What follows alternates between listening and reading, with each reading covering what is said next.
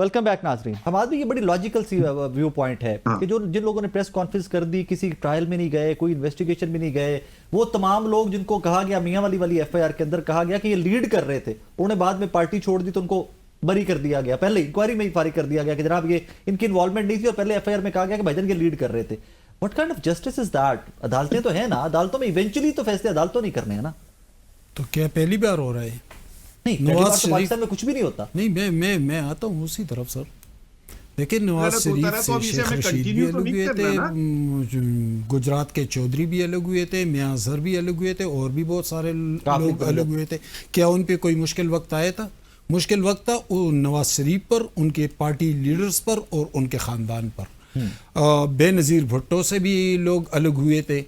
भुट्टो से भी जब मुश्किल वक्त आया तो हनीफ रामे भी चले गए थे, मेराज मोहम्मद खान भी चले गए थे, बहुत सारे जागीरदार और सरमायादार जो थे वो पार्टी से निकल गए थे। उन पे मुश्किल वक्त नहीं आया था। मुश्किल वक्त आया उन पर जो खड़े रहे, जो पार्टी के साथ थे। अब भी वही है।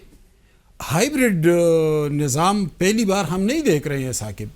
हम हाइब्रिड निज़ाम से निकले कब हैं? मैं आपसे ठीक यानी जब बेनज़ीर भुट्टो इक़्तिदार में थी 1988 में, भुट्टो फांसी के बाद 10 साल बाद वो इक़्तिदार, वो वाहिद आई थिंक मोमेंट है कि जब anti establishment wave, anti establishment, लेकिन फिर बेनज़ीर भुट्टो के हाथ पांव बांध दिए गए थे ना। पंजाब में नवाज शरीफ को बिठा दिया गया था और बेनज़ीर भुट्टो की हुकूमत इस छोटे से इस्लामाबाद तक महदूद हो गई थी।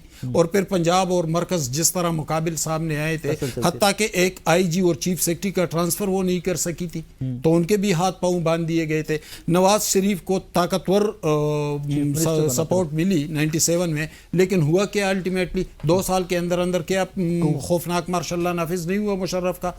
हम हाइब्रिड रिजीम से सिरे से निकले ही नहीं है। हम उसी हाइब्रिड रिजीम में, लेकिन इसमें कमजोरी सियासतदानों की है, कमजोरी पार्लियामेंट की है, कमजोरी आईन कानून की है। इन लोगों ने आज भी सियासतदान जुर्रत करता है, वो नवाज शरीफ साहब हो, वो पीपल्स पार्टी हो, वहां पर इमरान खान साहब हो, फिर उनके साथ क्या होता है वो आपके मेरे सामने जहां पर जुर्रत करते तो होता है ना। इसीलिए होता है कि उन्होंने सही जुर्रत नहीं की। आज भी इमरान खान का बयानिया क्या है? वो कहता है कि मैं एस्टेब्लिशमेंट से बात करूंगा, मैं चोरों डाकुओं से बात नहीं करूंगा। भाई कर लेना, उनसे बात करनी है तो इन चोरों डाकुओं से भी कर ले। आगे बढ़े, बात की ना चोरों डाकुओं से, सारे इकट्ठे बैठे ना। नहीं, लेकिन प्रॉपर बात तो नहीं हुई ना। जिस तरह वो तो रोज रोज अपना बयानिया तब्दील करते हैं। एक दिन कहते हैं एस्टेब्लिशमेंट से बात करता हूं, दूसरे दिन बैरिस्टर गौर को लगा लेते हैं कि कमेटी बना ले, फिर कमेटी से भी पीछे हट जाते हैं। देखिए, एक तहरीक की शक्ल में सियासतदानों को इकट्ठे होकर, एक साथ होकर आगे बढ़ना होगा और 1 पॉइंट एजेंडा होगा, आईन और कानून की बालादस्ती।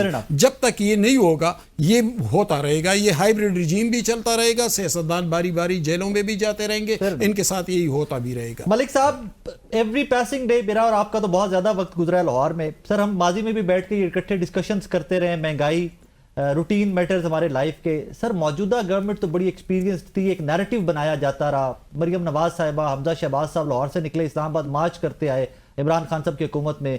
बिलावल भुट्टो जरदारी साहब सिंध से चले, इस्लामाबाद तक मार्च करते आए, महंगाई मुकाओ मार्च, बहुत महंगाई, गुर्बत बढ़ गई। सर, हालात वाकयात तो अब भी मुख्तलिफ नहीं है। अब तो बिजली, पेट्रोल इस कदर महंगा हो गया है कि अपर मिडिल क्लास की भी सांसें मुश्किल से आ रही हैं। व्हाट वुड यू से ऑन दैट सर? लेकिन ऐसा मसला ये कि ये सियासी जमातों का किरदार होता है। इस वक्त की जो अपोजिशन है वो पाकिस्तान तहरीक इंसाफ है या मौलाना फजल रहमान है। आप मुझे बताइए कि ये अपोजिशन की बड़ी जमातें जो हैं, क्या महंगाई के हवाले से किसी मार्च का ऐलान कर सकती हैं? इनका एजेंडा क्या है? इनका एजेंडा इमरान खान को रिहा करो। सोशल मीडिया पे क्या महंगाई के खिलाफ आवाज उठाने के लिए इनके अकाउंट्स चलते हैं? हरगिज नहीं चलते। इनके अकाउंट्स चलते हैं इमरान खान को रिहा करो, और इनके अकाउंट्स चलते हैं कि इस वक्त टारगेट करो फाजिया पाकिस्तान को। अपोजिशन का काम होता है, माजी में भी अपोजिशन एहतजाज करती रही, आज भी एहतजाज होना चाहिए। यकीनी बात है कि अगर महंगाई है, अगर बिजली के बिल बढ़ते हैं, तो आवाज अपोजिशन की तरफ से ज्यादा उठती है। हुकूमत अपने आप को डिफेंड कर रही होती है। उसके बाद इस हाइब्रिड निजाम की हम कर रहे थे, मैं चाहूंगा 1 मिनट अगर आप मुझे दें, 2 मिनट प्लीज। देखिए, हाइब्रिड निजाम इस मुल्क में चलता रहा है। मैं हमाद हसन साहब की बात से इत्तेफाक करता हूँ, लेकिन हाइब्रिड निजाम 50% चलता रहा है, 100% चला है इमरान खान साहब के दौर में। यानी नवाज शरीफ का हाइब्रिड निजाम था, पीपल्स पार्टी का हाइब्रिड निजाम था, लेकिन कहीं ना कहीं सियासत वजूद रखती थी। अगर सियासत का वजूद खत्म किया तो इमरान खान साहब ने किया। मैं उसकी मिसाल आपको कैसे देता हूँ। 2013 के इलेक्शन हुए, इमरान खान साहब के पास चल कर गए नवाज शरीफ, बनी गाला में चल कर गए कि आए हम एक दूसरे के गिराने के लिए कहीं किसी का कंधा इस्तेमाल नहीं करेंगे। हाँ ठीक है, हम सियासत करेंगे लेकिन मिलजुल कर हम सियासत करेंगे। इमरान खान साहब ने नवाज शरीफ को धिक्कार दिया था, अपनी सड़कों की बुनियाद कह के या पार्क बनवा के, बाकी का नहीं। मैं सर वो सड़क वाली बात भी इरफान सिद्दीकी साहब रिफ्यूट कर चुके हैं कि नहीं सड़क नहीं। इरफान सिद्दीकी साहब ने सियासत करनी है, देखिए उनकी मैं उस पर तबसरा नहीं करता। सियासतदान तो कई दफा, राना सुल्लाह साहब के कभी कभी आपको बयान ऐसे लगते हैं ना कि इमरान खान साहब को बाहर निकालना चाहते हैं, सियासत है। मसला ये है कि जो उस वक्त चीजें हुई सारी लिखी है, किताबी शक्ल में मौजूद है। अच्छा, उससे पहले इमरान खान साहब जब गिर गए थे, आपको याद होगा, नवाज शरीफ ने अपनी इलेक्शन कैंपेन खत्म कर दी, जलसे में गिरे थे वो। फिर फैसलाबाद का जलसा आपको याद होगा, अब्बास शेली साहब तकरीर कर रहे थे, नवाज शरीफ ने इमरान खान साहब के खिलाफ तकरीर करने से रोक दिया था। वो नवाज शरीफ को जिसको आप गालियां दे रहे थे, जिसके खिलाफ आप करप्शन की कैंपेन चला रहे थे, जिसको आप चोर और डाकू कह रहे थे, वो भी आपके साथ इस हद तक चलने को तैयार था कि सियासी निजाम को नुकसान ना पहुंचे। जितनी स्पेस सियासतदानों के पास है ये मलिक साहब वीडियो अपॉलजी में यहाँ पे आपको सिर्फ एक सेकंड रोकना चाहूंगा। सर वही 2019 है, ख्वाजा साहब की स्टेटमेंट्स ऑन रिकॉर्ड है। एक तरफ नवाज शरीफ साहब इमरान खान साहब से मिल रहे थे, ख्वाजा आसिफ जनरल बाजवा के ससुर से मिल रहे थे, जनरल फैज से मिल रहे थे, पहले पंजाब की हुकूमत डिसाइड हो रही थी, फिर फेडरल गवर्नमेंट हैंड ओवर हो रही थी। सर 2019 18 के बाद एक साल हुकूमत चली थी। दोनों चीजों को देखिए, ख्वाजा आसिफ साहब के बयान पे भी मैं तबसरा नहीं करना चाहता कि सियासतदानों को अपनी खबरों की बड़ी जरूरत होती है। तो सर आप कह रहे हैं कि वो झूठ बोल रहे थे, गलत बयान नहीं कर रहे थे ख्वाजा आसिफ साहब? मलिक साहब आवाज बीच में कट गई। सवाल है सर, क्या जो इमरान खान साहब के हक में एस्टेब्लिशमेंट खड़ी थी, क्या 2021-22 तक मौजूद नहीं थी? क्या जो है वो मस्बत रिपोर्टिंग की हिदायत नहीं होती थी? ये कहां से है कि इमरान खान साहब को जो है वो खिलाफ हो चुके थे बाजवा साहब? वो तो आखिरी दिन जो रमजान शरीफ में भी ब्रीफिंग थी, उसमें भी इमरान खान साहब के साथ खड़े थे। मसला ये है कि ये बयानात किसी हद तक मौजूद रहते हैं। इमरान खान साहब को सारा निजाम, इमरान साहब खुद कहते रहे कि मेरे जो कौमी असम्बली का अरकान जो है वो एजेंसी बुलाकर बजट पास करवाती थी। हाँ, वो तो इमरान खान साहब के अपने अल्फाज है ना, तो फिर ये कहां पे ख्वाजा साहब के बयानात को जो है वो उनको देखेंगे, उनके साथ मिलाकर देखेंगे? सवाल ये है कि सियासी स्पेस सियासतदान बनाते हैं, मिलजुल कर अपना रास्ता निकालते हैं। जब आपने तय कर लिया कि नहीं, हम दो खानदानों को निकालने के लिए मैं सिर्फ एक पेज पे चला जाऊंगा, फिर आपके आगे गड़ा था जिसमें आपने एक दिन गिरना था।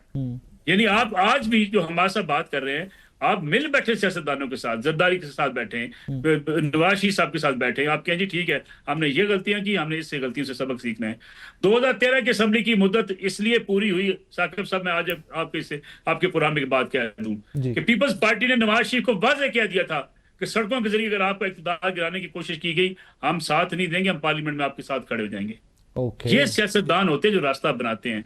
खान साहब ने कहा दोनों सियासी जमातों को खत्म कर दो, इनका नामो निशान खत्म कर दें और मुझे अकेले को मैदान में नहीं। ये तो फैक्ट है ना कि खान साहब ने बहुत सारे महाज एक ही टाइम पे खोल दिए। लेकिन मलिक साहब, सिंस हाइब्रिड निजाम की आप बात कर रहे थे, तो आज भी फील्ड मार्शल से मुलाकात डोनाल्ड ट्रंप की होती है, शहबाज शरीफ साहब की नहीं होती ना। ये माजी में इमरान खान साहब के टाइम पे तो कहीं नहीं हुआ। ये रशिया गए तो जनरल बाजवा की मुलाकात नहीं हुई थी, इमरान खान साहब गए थे रशिया के टूर के ऊपर, जो बहुत अहम डेवलपमेंट है सियासी। वहां पर तो हमें फ्रंट पे फील्ड मार्शल नजर आते हैं, वहां पे हमें शहबाज शरीफ साहब नजर तो नहीं आते।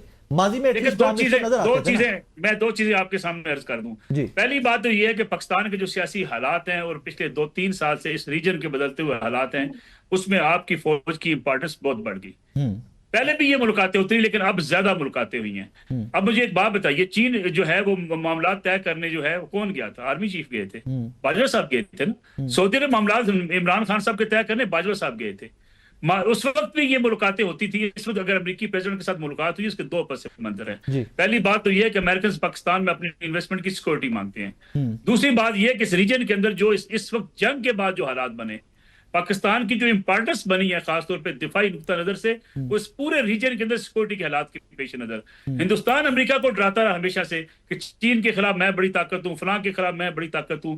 जब हिंदुस्तान का ये किबर टूट गया, उसका तकब्बर टूट गया, तो आपकी फौज की इंपॉर्टेंस ज्यादा बनी है। इसलिए ये मुलाकातें हुई हैं। फिर फ्यूचर प्लान्स की मुलाकातें हैं। इसमें आप माइनस नहीं कर सकते कि नवाज शरीफ या शहबाज शरीफ की हुकूमत में मैटर नहीं करते। हाइब्रिड निजाम है, इस वक्त फौज और हुकूमत एक पेज पर है, लेकिन ये मुलाकातें अगर आप उस एंगल से देखेंगे, इस रीजन की पर्सपेक्टिव है, तो आपको डिफरेंट तरीके से नजर आएंगी। माजी में भी क्या सऊदीया के साथ मामला, यूएई के साथ मामला, कतर के साथ मामला, चीन के साथ मामला बाजवा साहब ने तय नहीं किए थे इमरान खान साहब के जमाने में। ठीक है एसआर राणा साहब, आपने मलिक साहब की गुफ्तगू भी सुनी। मेरा मुद्दा यहाँ पर सिर्फ एक है सर, कि माजी में भी सफा एक था, 1 पेज का में बताया जाता रहा। इमरान खान साहब की ऑन रिकॉर्ड स्टेटमेंट्स पड़ी हुई हैं कि जनाब एक साहब कोरम पूरा करके देते थे, मेंबरान असेंबली को असेंबली पहुंचाने तक की जिम्मेदारी होती थी। We have all seen that, we have reported that. लेकिन सर यहां पर आकर तो कहानी, जब ये डोनाल्ड ट्रंप वाली मुलाकात जिसका मैंने जिक्र किया, यहां पर तो आके हाइब्रिड निजाम में लीड कोई और ले रहा है, फॉलो कोई और कर रहा है। डोंट यू थिंक सो कि थोड़ा जो पैटर्न था वो चेंज हो गया 24 के इलेक्शन के बाद? देखिए, जब हम ये कहते थे है ना कि एक पेज पे है जी तो इसको मैं ऐसे समझाता हूँ कि जैसे एक तांगा होता है ना, हम्म 2 सवारियां आगे बैठती हैं, 2 पीछे बैठती हम्म हैं। तो एक पेज में कभी होता है कि हुकूमत, जो सियासतदान होते हैं वो अगली सवारी हो जाते हैं, एस्टेब्लिशमेंट पीछे बैठ जाती है। कभी एस्टेब्लिशमेंट आगे होती है तो हुक्मरान पीछे बैठ जाते हैं। लेकिन ये एक पेज ऐसा है जिसमें हुक्मरान ना तांगे के पायदान पे लटके हुए और पैर एक ही रखा हुआ है उन्होंने, दूसरा वो कभी जमीन पे लगा के फिर उठा लेते हैं ताकि बैलेंस उनका बरकरार रहे। तो ये तो तौहीन है एक पेज की। खैर, आप इसको तो एक पेज ना कहें, तो ये हाइब्रिड तो निजाम बेचारे तभी कहा तांगे ना, के उन्होंने खुद ही साथ डिक्लेयर लटके कर हुए। दिया ना कि हाइब्रिड निजाम है, एक पेज हाँ, का इस तरह तो नहीं हाइब्रिड कहा। निजाम में भी भाई बैलेंस होता है ना, हाइब्रिड निजाम में भी बैलेंस होता है। मुझे बता दे कहाँ है हुकूमत, क्या कौन से डिसीजन वो ले सकती है? एक जो नहीं, ये शुगर पे भी ले रहे हैं ना, शुगर पे शहबाज शरीफ साहब ने कहा बिजली भी सस्ती करो और शुगर के ऊपर भी एक्शन ले रहे हैं। वो ले रहे हैं ना, की भी तो खुद ही थी ना। वो की इमरान खान अगर काबीना से किसी चीज की इजाजत ले तो इमरान खान पे पर्चा हो जाएगा। लेकिन अगर चीनी के लंबा गैप दिहाड़ी लगाने के लिए काबीना उसी तरह इजाजत दे तो किसी पे कोई पूछने वाला नहीं होता। नहीं सर, इंक्वायरी होगी, ऐसे ना करें सार साहब, इंक्वायरी होगी। हाँ, वो इंक्वायरी और आपा खुर्शैद की कमेटी जो है ना वो किसी को नहीं मिलती, ये याद रखिएगा। दूसरी बात ये है कि मलिक साहब जो नवाज साहब की कह रहे थे, मैं तो चाह रहा हूँ कि उन जैसे मुदब्बिर, उन जैसे सियासतदान, जीरक सियासतदान, उनको सियासत में लाएं यार। उन्हें अपने अलहदा बिठा दिया, ना उनसे कोई पूछ रहा है, ना कोई बात कर रहा है, ना गाइडेंस ले रहा है। यार ये बहुत तौहीन है, ज्यादती है ये। वो यहाँ चौथी दफा वजीर आजम बनने आए थे, आपने उन्हें बस हेरिटेज कमेटी दे दी। यार ऐसे ना करें, आप इतना बड़ा पोटेंशियल पाकिस्तान की पॉलिटिकल जाया कर रहे हैं। उनसे कोई पूछता ही नहीं, बात ही नहीं करता कोई। नहीं अभी बड़ी सारे गए हुए थे, शहबाज शरीफ साहब भी, मरियम बीबी भी कंसल्ट करते हैं, उनसे एडवाइस लेते हैं सारे। हाँ ठीक है, मैं तो इसलिए कह रहा हूँ कि उनके पास तो पाकिस्तान के मसाइल की कुंजी थी। हाँ यार वो कुंजी शहबाज शरीफ साहब को दे दें, हम थक गए यार, अब हमें मसाइल हल चाहिए, वो कुंजी दे दें अपने भाई को यार। Fair enough. और दूसरी बात ये कि वो गए इमरान के पास और उन्होंने बारहा कहा, इसी दौरान वो जमायपा पे झूठे पर्चे बनाते रहे, इसी दौरान वो मीडिया में इमर सार्जेंट और सीता वाइट के किस्से छिड़वाते रहे। तो कोई इमरान को चूचा खा गए कि आप उसको इन बातों से मुतमईन कर लेंगे? उसे नहीं पता कि जमायमा पाकिस्तान छोड़ के गई इनके पर्चों की वजह से, जाली पर्चों की वजह से। वही बात भूलेगा?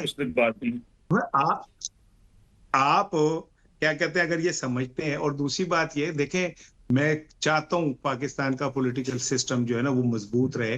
2013 की असेंबली पूरी की और चार्टर्ड ऑफ डेमोक्रेसी से की, लेकिन नवाज शरीफ साहब ने तो एक वजीर आजम पीटीआई पीपल्स पार्टी का हटवा दिया था, काला कोट थे अदालत में काला कोट पहन लिया था। नाज़रीन, एक ब्रेक का कहा जा रहा है, ब्रेक के बाद वापस आपकी खिदमत में हाजिर होते हैं, हमारे साथ रहिएगा।